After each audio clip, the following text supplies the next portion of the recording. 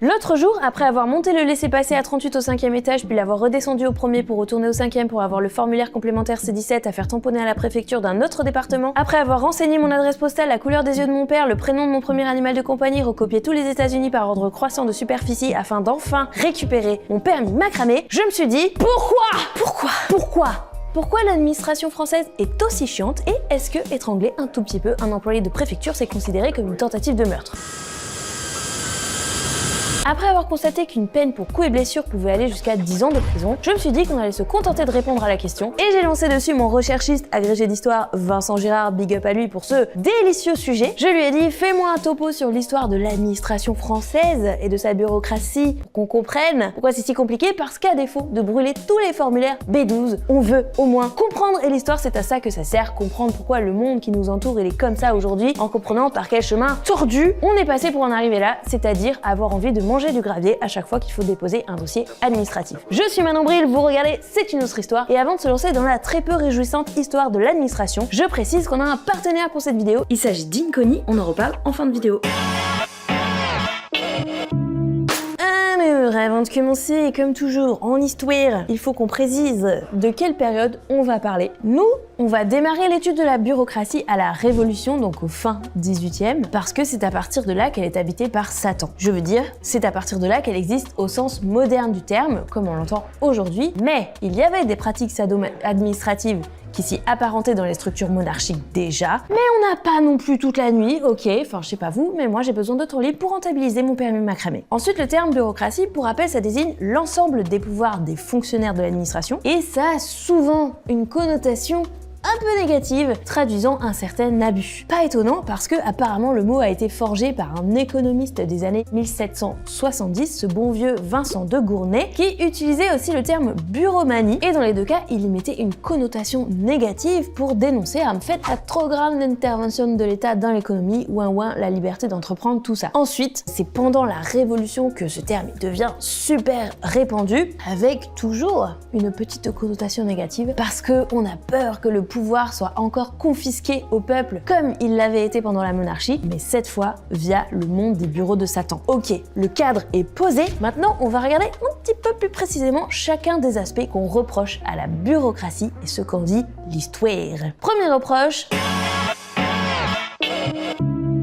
on peut pas le nier, l'administration, c'est compliqué. Merci Captain Obvious. Mais pourquoi est-ce qu'elle est aussi compliquée? Pourquoi il y a autant de services et de papiers et de petits chatons morts sur les pavés de cette administration? Eh bien tout simplement parce qu'au fur et à mesure, l'État s'est mis à répondre à de plus en plus de besoins et que c'est sûr qu'un État qui gère rien ne te demande pas de papier. Or là, c'est plutôt l'inverse. Voyez donc sa progression. Attention, sous-partie dans ma première partie, car je suis une élève scolaire. Alors, sans tout détailler non plus, voici quelques-unes des grandes étapes de l'évolution de la prise en charge. Au 19e siècle, déjà, l'État devient hygiéniste. Donc ça veut pas dire qu'il met du déo, mais qu'avec les gros progrès en médecine, Pasteur, tout ça, on s'attaque aux problèmes sanitaires, ce qui implique de s'intéresser à la santé des citoyennes et des citoyens. Par exemple, en 1849, il y a une grosse épidémie de choléra. C'est assez chiant, vous en conviendrez. Du coup, en 1850, on vote une loi sur les logements insalubres qui fixe les premières règles de santé publique. Et là, c'est parti, l'autoroute de la santé. Toujours pour lutter contre l'insalubrité, en 1894, on crée des HBM, les habitations bon marché, donc les ancêtres des HLM, t'as capté. En 1893, on vote une loi sur l'aide médicale obligatoire pour les personnes sans ressources. 1898, une loi sur les accidents au travail, ça permet des indemnités aux ouvriers, ce qui fait sens dans le contexte de l'expansion industrielle. Ça y est, les patrons peuvent enfin dire qu'on est des assistés. On met un pognon de dingue. En 1920, c'est le ministère de la Santé. En 1928, la première loi sur les assurances sociales. À partir de maintenant, le risque de maladie est couvert par l'État. On met en place une solidarité qui aide les soldats blessés à la guerre. Et allez, faut les assister aussi, ces gens qu'on a envoyés à la guerre de force. ce qui oblige évidemment à cotiser, du coup, à partir de 1930, l'État payant également une partie des cotisations. 1945, c'est la création de la sécurité sociale, et j'arrête là la liste des dates parce que on n'a pas envie de se taper un cours d'histoire à l'ancienne. Vous avez compris l'idée, l'État est devenu peu à peu un État-providence. Le truc, c'est que, comme vous l'avez vu, ça vient avec un petit lot d'obligations. Donc voici ma deuxième jolie sous-partie. Alors du coup voilà, il faut prendre des assurances et cotiser. En gros, ça rentre en masse dans la vie privée. Donc l'assurance de la voiture devient obligatoire en 1958, ce qui implique une bureaucratie privée, mais pourtant obligatoire. Ce joyeux monde de l'assurance.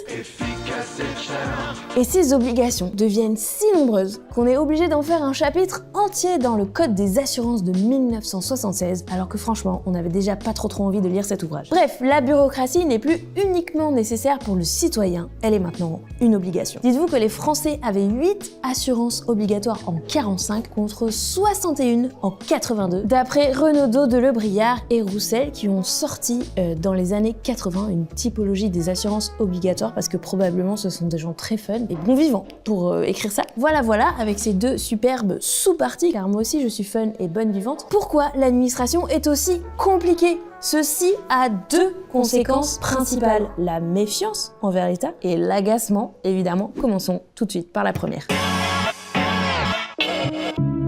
Alors le truc c'est que pour mettre en place des aides adaptées, l'État a besoin de savoir quels sont nos besoins. Un permis de macramé par exemple. Il doit donc améliorer sa connaissance de l'économie et de la société, encore plus à la sortie de la Seconde Guerre mondiale, parce que la société est comme qui dirait un petit peu chamboulée. Donc faut tout réparer et faut faire le constat de ce qu'il faut réparer. Métaphoriquement aussi bien que littéralement, t'as capté. En 1945, on crée l'INSEE, l'Institut national de la statistique et des études économiques, et c'est le début d'une administration par le chiffre, pour encore plus de fun, qui est accéléré par l'informatisation à partir des années 90. Bon, du coup, l'État a maintenant tout plein d'outils pour nous observer, et ça, c'est une source de méfiance, évidemment. Et là, ça vient taper dans des peurs qui sont bien ancrées dans nos sociétés, ça et le loup-garou, et qui ne datent pas de la mise en place de l'État-providence d'ailleurs. Déjà sous la monarchie, il y a beaucoup de méfiance envers l'administration du roi. Ensuite, au XVIIIe siècle, il y a les économistes physiocrates, qui sont une philosophie qui pense que l'État doit pas intervenir, qui reprochent à l'administration monarchique d'être liberticide et de tout rendre plus cher. Bref, on reprochait déjà que l'État mette ses mains partout. Par exemple, cette fois au 19e siècle, l'écrivain Paul Courtier, qui dans sa pétition pour les villageois que l'on empêche de danser, comme il l'a appelé, dit, je cite, « Le gouvernement est partout aujourd'hui et cette ubiquité s'étend jusqu'à nos danses, où il ne sait pas un pas dont le préfet ne veuille être informé pour en rendre compte au ministre. » Bref, si on observe une méfiance parfois digne d'un scénario de Black Mirror, c'est toutefois plutôt l'agacement, l'émotion qui domine, la deuxième conséquence de cette administration compliquée. Ce plan d'exposé est vraiment parfait.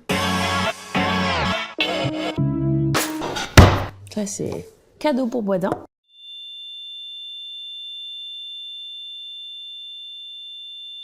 Tout comme on n'a pas attendu l'État-providence pour se méfier de l'État, on n'a pas non plus attendu l'État-providence pour être des rageux de l'administration. Par exemple, en 1826, dans l'encyclopédie progressiste, l'article « Bureaucratie » est une critique de la maladie de la paperasse, écrite par un ancien chef de bureau du ministère de la Guerre, un certain Jacques-Gilbert Imbert, qui est un très gros rageux de la bureaucratie, Jacques Gilbert, parce qu'il a aussi écrit, toujours dans le même esprit, Les mœurs administratives en 1825. Autre célèbre rageux, ce bon Honoré de Balzac, qui crache dessus en 1838 dans Les Employés. Bref, on se moque de cette bureaucratie, et plus elle s'agrandit, plus elle se complexifie, plus elle est opaque et s'éloigne du citoyen, et c'est là que le doute nous habite quant à sa légitimité. Du coup, on y voit une faiblesse de l'État, alors qu'à la base, c'était censé assurer sa rigueur et lui permettre d'apporter plus de choses aux citoyens. Et surtout, une figure va cristalliser cette contrainte et cette inefficacité, c'est le bureaucrate, qu'on appelle plus tard le technocrate, donc cet expert froid qui ferme son guichet à 16h59, qui possède trop de pouvoir, dont il compte bien user, qui est capable de porter du désigual et surtout,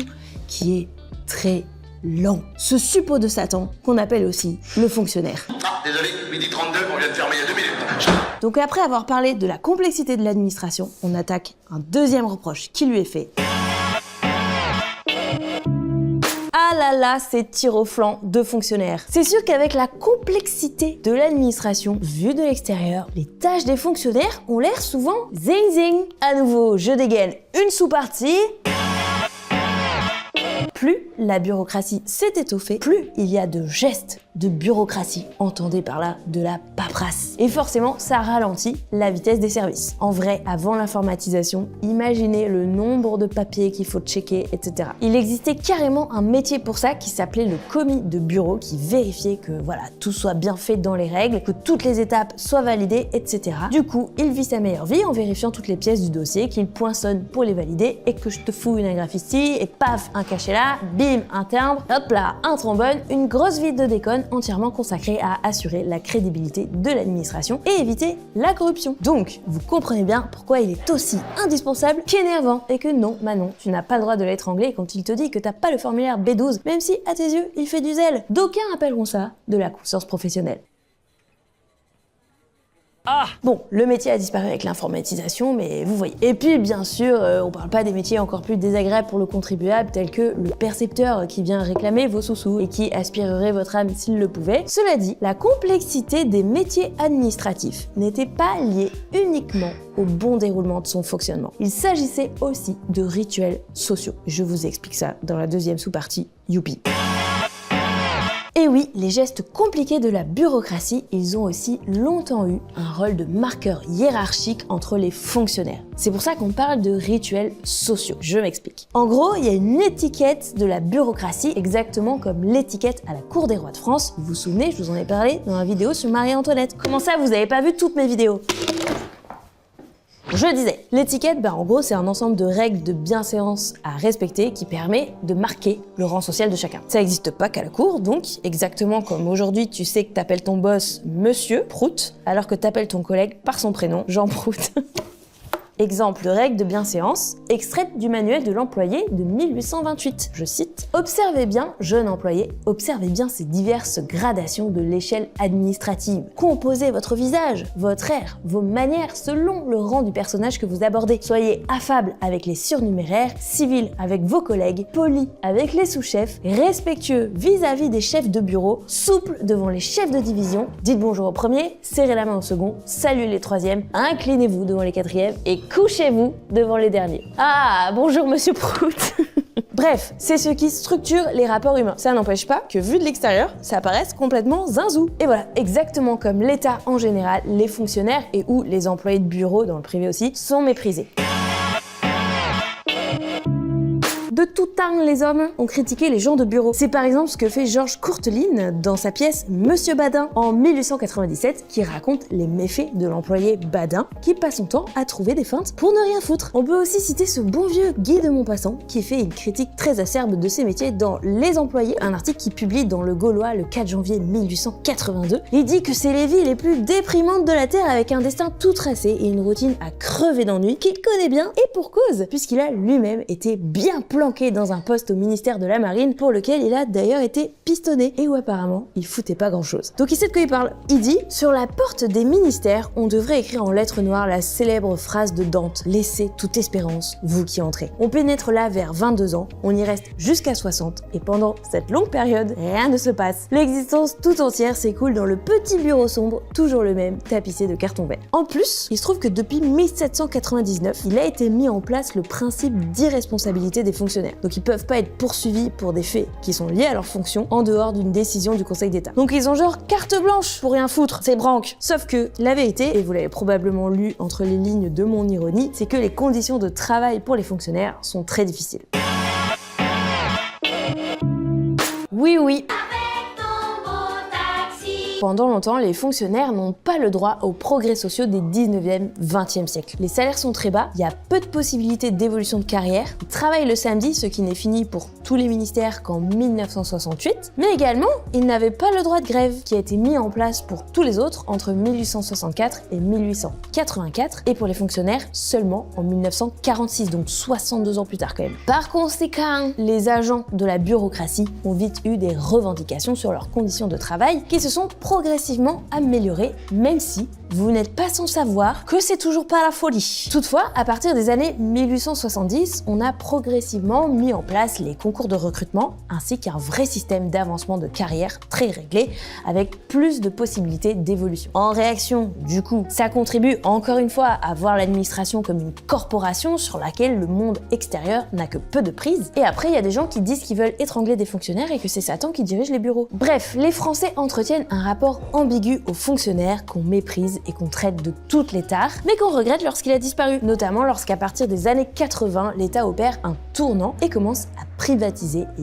libéraliser son administration. Ça veut dire tout simplement que beaucoup des petits bureaux de proximité auxquels on pouvait se référer disparaissent. Alors comment on fait maintenant pour aller râler à la sous-préfecture? Et là, Vincent, mon documentaliste philosophe, me fait remarquer cette belle citation du Petit Prince. L'essentiel est invisible pour les yeux, on ne voit bien qu'avec le cœur. Une citation notée 4 étoiles sur 5 sur lefigaro.fr, donc prenez-la très au sérieux s'il vous plaît. Ce qui est assez amusant, c'est que tous ces reproches qui sont faits aux fonctionnaires, de lenteur, d'inefficacité, d'aberration du système, a également été retourné comme une arme de guerre. Oui, l'administration comme arme de guerre, vous l'avez pas vu venir celle-là. Une dernière anecdote rigolote avant la conclusion.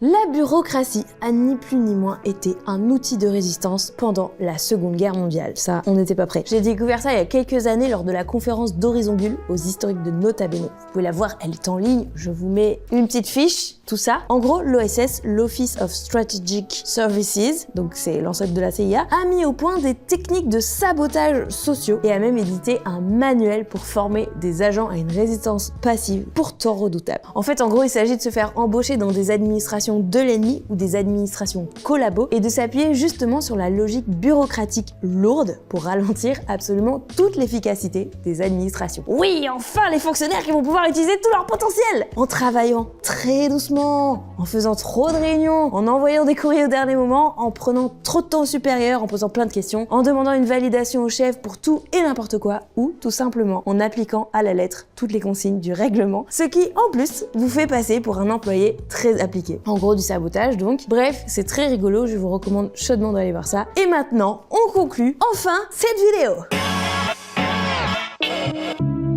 Je fais un petit récap avant de faire une ouverture sur le présent car ce sujet de vidéo, ça fait réfléchir, ok? Alors, la bureaucratie, vous avez compris, elle est d'abord lente parce qu'elle a pris en charge de plus en plus de choses pour le bien public, notamment sur le plan de la santé. Mais du coup, il en découle des procédures de plus en plus compliquées dont un bon nombre sont devenues obligatoires. Et donc, le travail que ça implique est tout aussi fastidieux pour les administrés que pour les fonctionnaires en charge, avec éventuellement, ok, des excès de leur part, mais surtout, en fait, il faut considérer les conditions de travail compliquées que cette bureaucratie implique pour les gens des bureaux. Par conséquent, et étant donné que la méfiance en l'administration ne date pas d'hier, il en découle beaucoup de fatigue et d'agacement. Que ces derniers soient justifiés ou non, ça n'est pas aux historiennes et aux historiens de trancher. Team fonctionnaire néanmoins, GG à vous par les temps qui courent. Enfin, ouverture sur aujourd'hui, on fait forcément le constat aujourd'hui, et malgré des simplifications, grâce à entre autres l'informatisation des services, qu'on est très loin d'être sorti de l'auberge de la complexité administrative, ce qui est franchement le pire nom pour une auberge. Et on a perdu beaucoup d'interlocuteurs de proximité, d'accessibilité, etc. Par exemple, Pôle emploi compte aujourd'hui 54 000 agents qui sont censés ne pas s'occuper de plus de 350 demandeurs d'emploi chacun, mais certains estiment en suivre jusqu'à 2 fois plus. Alors comment bien faire son travail dans ces conditions? C'est une question que les ingénieurs n'ont pas résolue. D'ailleurs, rien que cette informatisation est une difficulté supplémentaire pour les publics qui n'y ont pas accès, parlent pas la langue, etc.